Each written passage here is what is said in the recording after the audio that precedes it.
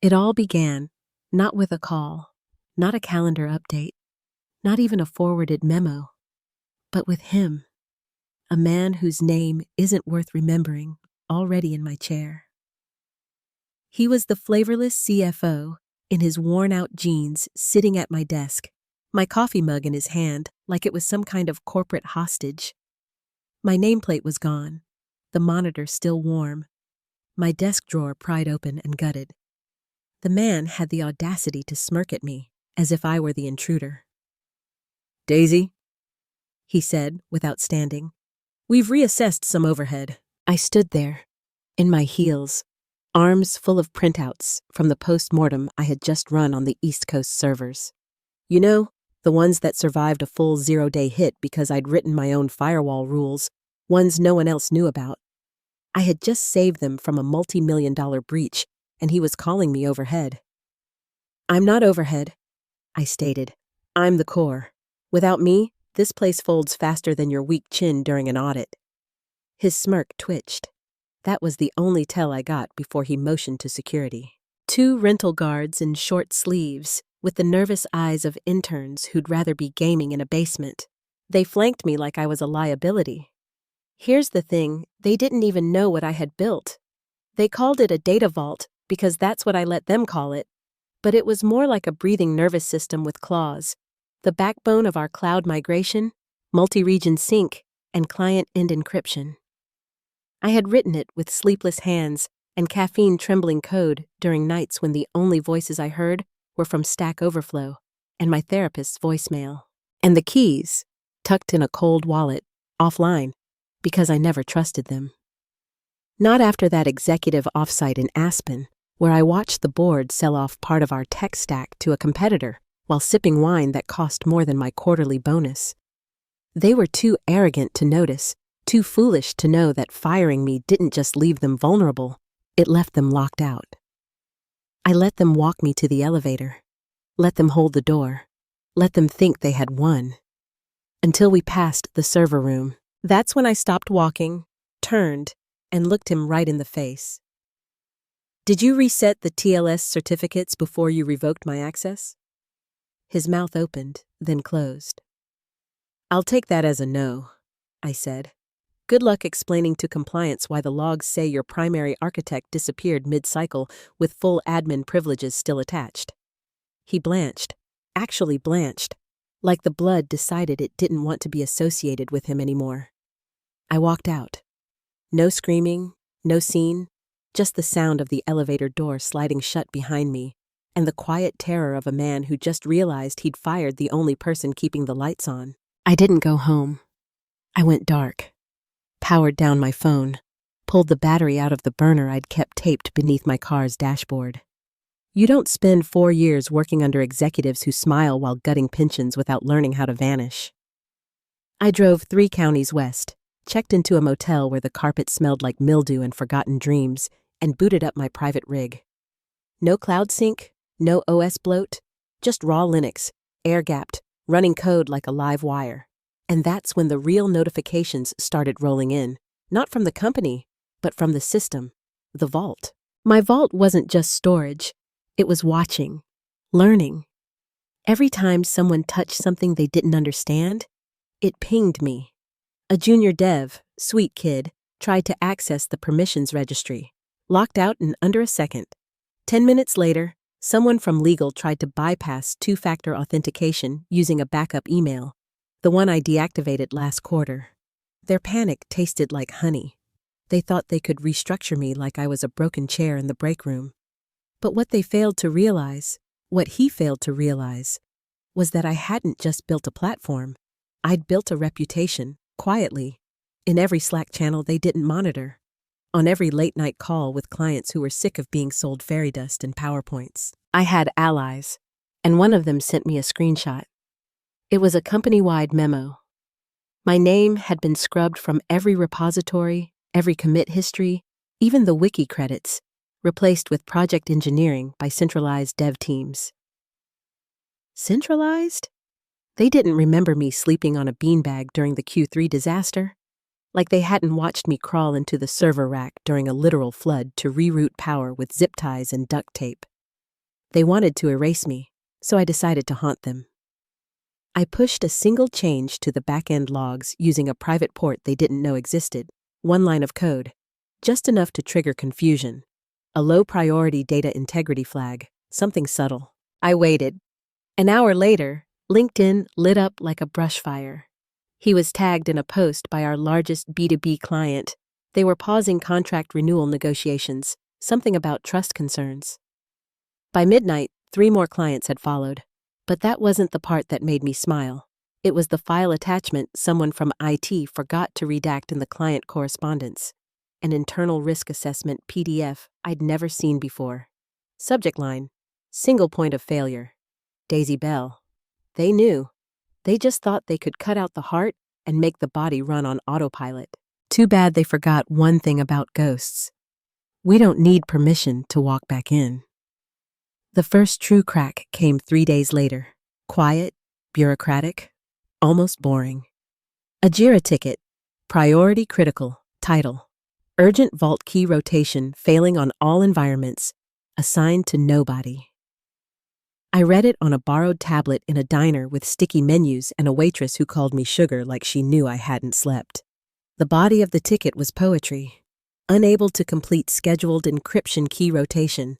Access denied. Legacy override path returns fatal error. No known documentation found. Previous engineer. Unreachable.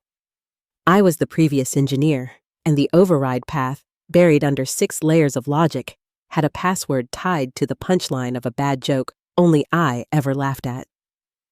2 hours later, someone tried to patch it manually. I watched the logs choke. You can't brute force elegance. You nurture it.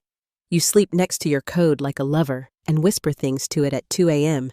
that don't make sense unless your brain is stitched together by caffeine and rage. Meanwhile, the little PR puppet was on LinkedIn talking about seamless transitions and elevating our infrastructure talent.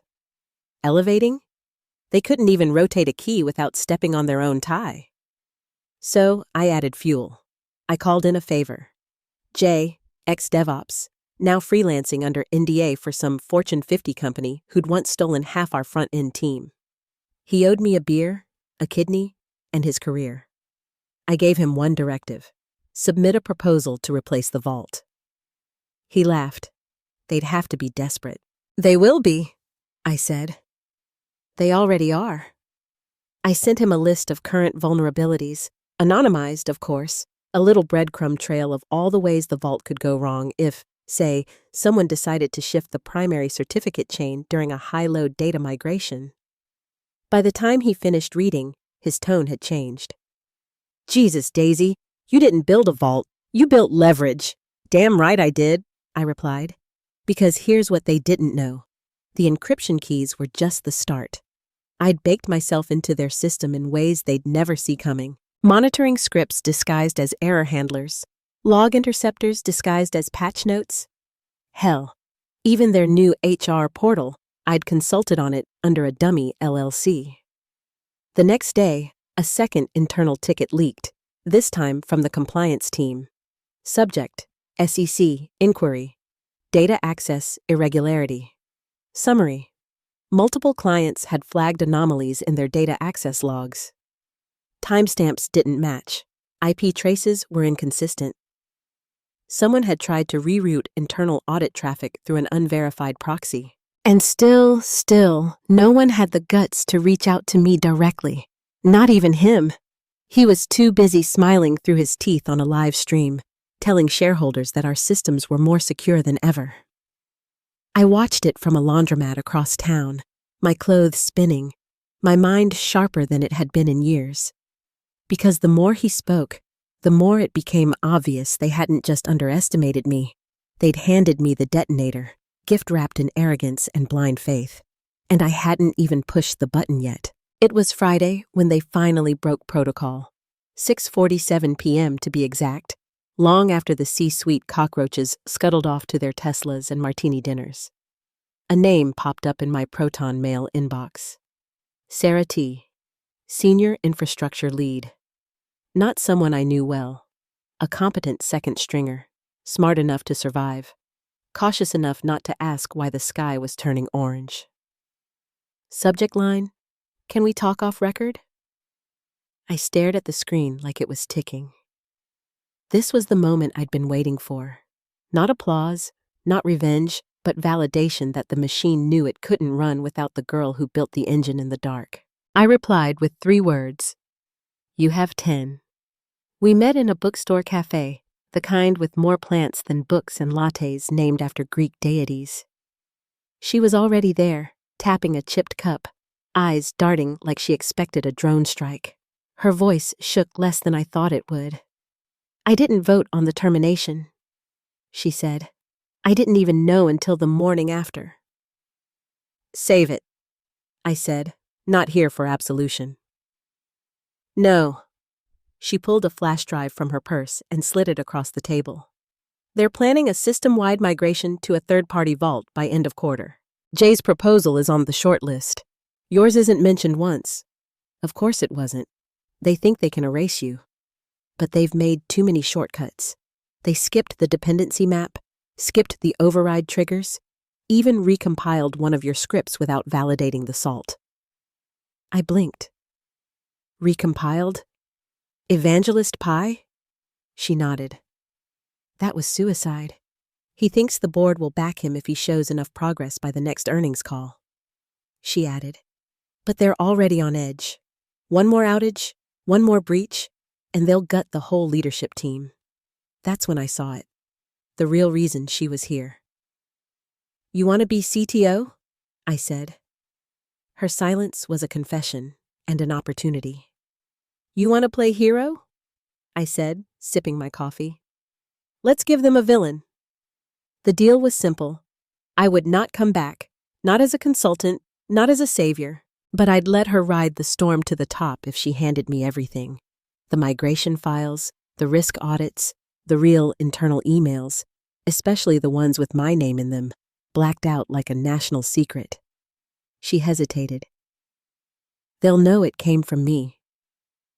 "No," I said. "They'll think it came from him. Because by Monday morning, he's going to accidentally forward a document to the wrong address, with his own metadata stamped all over it. And that's exactly what happened. The board received an anonymous email chain containing financial projections tied to fictitious cost-saving headcounts, a buried compliance audit warning of unresolved encryption risks, a deleted draft memo titled "Risk Strategy if Daisy Pushes Back." That one hit like a gunshot. Within 24 hours, his calendar was wiped. His LinkedIn profile went dark.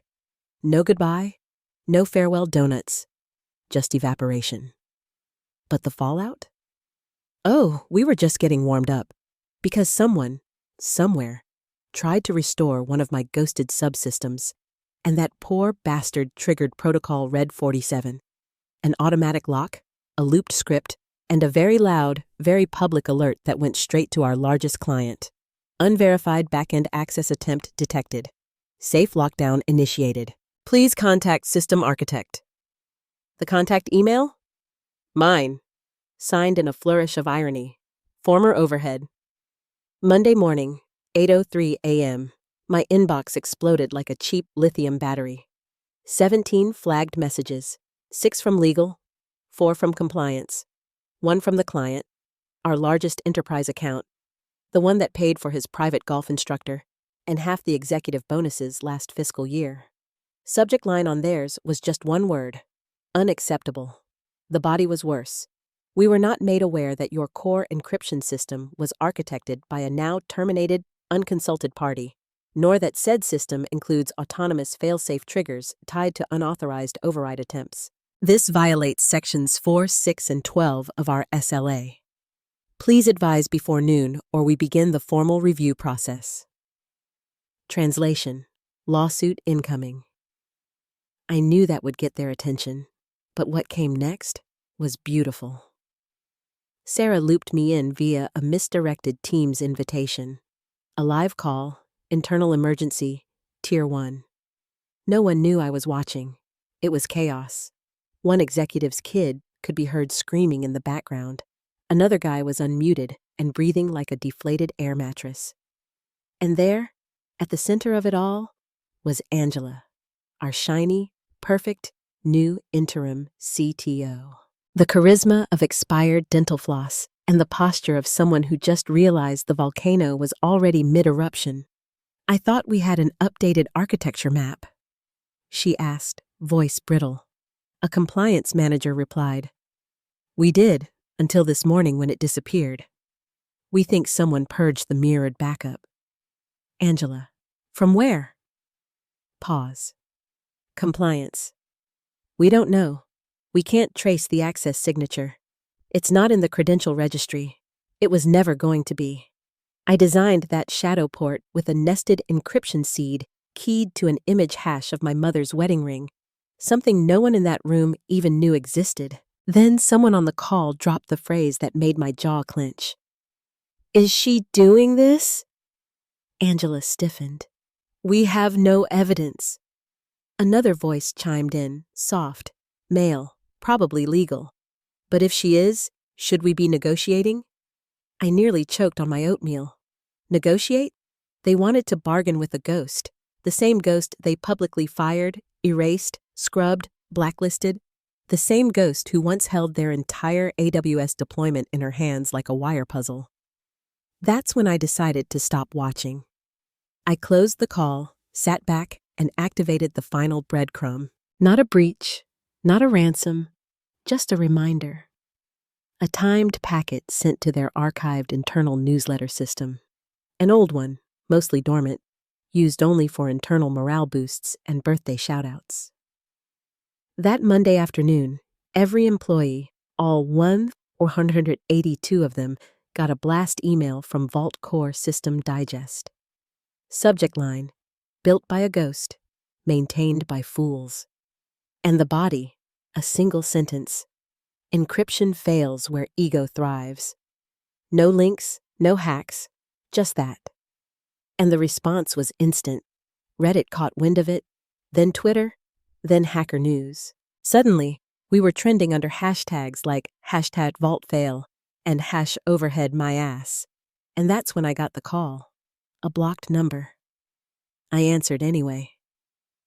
"Daisy," said the voice. It was him. The CEO, the one who shook my hand when I signed on. Smiled at me like I was family, then nodded silently when HR slid the knife. He sighed a long, defeated sigh. Then he said, "What do you want?" I didn't answer. Not yet. Because when you've already been erased, the only thing sweeter than revenge is silence before the storm. I let him sit in that silence for 6 full seconds. 6 seconds where he probably imagined every nightmare scenario. Class action lawsuits, regulatory audits, investor exodus, CNBC panelists calling him incompetent in a suit. Then I said, "Tell me, Paul, how does it feel to lose control of a system you never understood?" He didn't answer that. Couldn't. Instead, "We'd like to make this right." Quietly. Discreetly. I almost laughed. "You want discretion now? After you dumped me like spoiled shrimp and let him sanitize my existence out of your company history? Daisy, please, we're under pressure. Investors are—" Stop. I wasn't interested in groveling. I was interested in leverage, and I already had it. So I gave him terms. I don't want my job back. I don't want an apology. I want the following in writing by noon tomorrow. A signed acknowledgement from the board crediting me as sole architect of Vault Core infrastructure. A severance package retroactively adjusted to executive-level exit terms. And most importantly, I want the company to adopt Jay's external migration proposal. That last one hit him like a brick. "That's outsourcing." "No," I said, "that's survival. It's the only thing that'll convince your clients that you're finally thinking like a real company instead of a PowerPoint cult." He stammered. He hedged. I hung up. Because here's the truth. Paul didn't have time. The logs were already leaking internally. Teams were panicking. Some poor dev even tried to reboot a test node and triggered a full lockout. I hadn't activated every trap, but I'd left just enough breadcrumbs to make the system snarl if the wrong hands touched it. And now, we're all the wrong hands. Sarah messaged me 2 hours later. They're scrambling. They've scheduled a town hall to calm everyone. HR is in full meltdown. You're a legend. I told her to enjoy the fireworks, because I just launched the final phase. Remember the flash drive Sarah slid across the table, the one I barely glanced at? I cloned it. Inside was something they hadn't even realized was still on file, an internal spreadsheet titled Asset Reallocation Q4 Planning. The asset? Me. Labeled non-essential, replaceable, post-deploy, legal risk low, tech dependency to be reduced by a silent code merge. They planned my deletion like a software patch. So I shared that spreadsheet, anonymously, to every Women in Tech forum I'd ever contributed to, every group that fought for equitable treatment in STEM, and one very well-followed journalist who'd once been fired for being too emotional after calling out her VP. By midnight, the story had a hashtag, #code erased. By morning, it was front page on Tech Pulse, and by the time the company held their town hall, the CEO wasn't on camera. He'd resigned, effective immediately. Angela, our cardboard cutout CTO, lasted 6 hours longer, walked out mid-call when someone in the chat dropped a bombshell. A screenshot of her Slack messages mocking overpaid engineers who think they're replaceable. It was glorious. But I wasn't done. Because Sarah, she just got promoted to interim CTO, and she sent me a new message. They're begging for stability. Your terms are being reviewed. Full green light on Jay's proposal. One question, though, what exactly is Protocol Z? I smiled, because Protocol Z wasn't real. Not yet. But they didn't know that. And fear? Well, that's a system you don't even have to code. The board ratified my terms at 11:42 a.m. sharp. I got the scan in Sarah's handwriting first, her signature next to a line that finally spelled my name right above a corporate seal that used to make me nauseous. But not today. Today, it looked like an artifact in a museum of bad decisions. Full acknowledgement of authorship, retroactive executive severance, Jay's proposal approved unanimously. Oh, and one more line added in red ink. Any future system changes shall be preceded by direct consultation with the original architect. I was back in the building, but only in shadow, exactly where I wanted to be. That afternoon, Sarah invited me to watch the emergency client call. I said no. Instead, I sent her a final deployment patch, something quiet, useful, a fix for the SSL choke they triggered when trying to mirror the vault without permission. It wasn't revenge anymore. It was control. I had rewritten the script, literally and metaphorically. They could run the show, sure, but I'd built the stage. Then came the apology. Not Paul, not Angela, they were gone. Ghosts in the company Slack graveyard. It was from the new board liaison, a woman I'd never met, clean blazer, corporate tone. Daisy, she began, on behalf of... I closed it, didn't care, because that's not what mattered anymore. What mattered was what happened after. My inbox flooded with messages from women engineers, sysadmin architects across every time zone, some anonymous, some bold, all saying the same thing. Thank you. They did this to me too. You showed them what happens when the ghost fights back. Even Jay texted, "You lit a bonfire. Want to light another?" I told him to hold that thought, because the last loose end hadn't wriggled free yet. And speak of the devil, he finally tried to crawl back. I got the email through my dummy inbox. The subject line was so hilariously pathetic I had to read it twice. Hey, can we talk? No apology, no explanation, just a bullet point offer. Contract consultant, double my old salary, no hard feelings clause. Hard feelings, buddy? Nuked my career and thought you could sweep me into a recycling bin labeled miscellaneous female engineer. So I crafted my reply carefully. No rage, no curse words, just one sentence. You don't have the clearance for this conversation. Then I attached a screenshot of the original asset reallocation file, his initials all over the metadata, and CC'd it to Sarah. Let her see the rot he left behind. Let her know what she inherited. Let him know the vault doesn't forget. That evening, I walked through a local tech meetup under a pseudonym, listened to women pitch new startups, watched 20-somethings talk about coding with the kind of fire I thought I'd lost. One of them asked me, "Are you hiring?" I smiled and passed her my card. It said nothing but a logo and one line, Vault 47, built to remember. I never told them where the name came from. Vault 47. Not a marketing gimmick, not a random number. It was the line number of the commit they tried to erase me from. The one where I'd pushed the original heartbeat script that stabilized the entire system during the Q2 panic. The same one he deleted without review, labeled non-critical optimization. Line 47 saved them. Line 47 was me. And now, it was mine. Vault 47 launched 6 weeks after the fallout. No big announcement, no press tour to get repute. A white paper and a whisper campaign through every Women in Tech Slack channel I could find.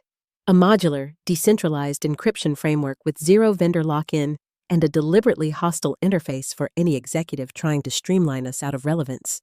In short, a system they couldn't monetize and we couldn't be erased from. Sarah quietly stepped down 3 months later. Not scandal, not failure, just fatigue. She texted me, "I got them stable. I'll go build something better." I told her I already had. Jay came on as infrastructure lead. Tomas, remember him? The baby-faced dev who got locked out trying to fix what he broke? He joined as junior architect, first hire. I let him pick his own title. He chose Firewall Whisperer. We even got picked up by a non-profit that wanted to fund secure tools for whistleblowers. Because apparently, once you burn the system down, people trust you to build something that doesn't explode. I got offers, sure. Money, titles, equity, from the same people who once blacklisted me. One investor called and said, "You've made your point. Now let's get you back on the corporate ladder." I told him, "I don't climb anymore." I cut the ladder, melted it down, recast it into a vault that remembers every woman they tried to replace. As for the company, they limped on. New leadership, PR spin, security overhaul. Their name still shows up on dark web audits, not for breaches, but for stupidity. They're a cautionary tale now. At conferences, I see the looks.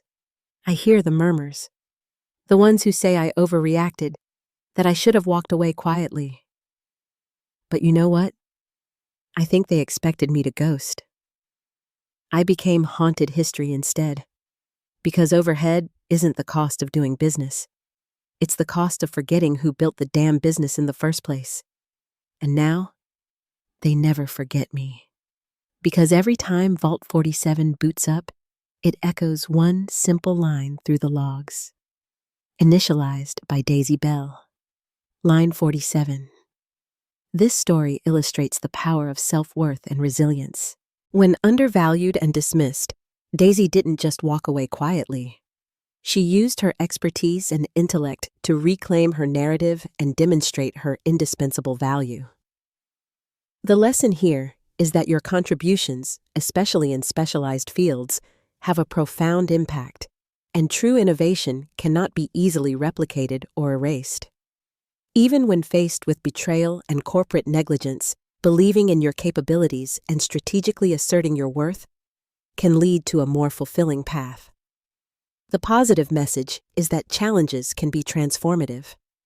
Daisy's experience led her not just to personal victory, but to build something new, something that empowers others and ensures that the unsung heroes of technology are remembered and valued for their true impact. Your talent is your leverage. Never let anyone diminish it.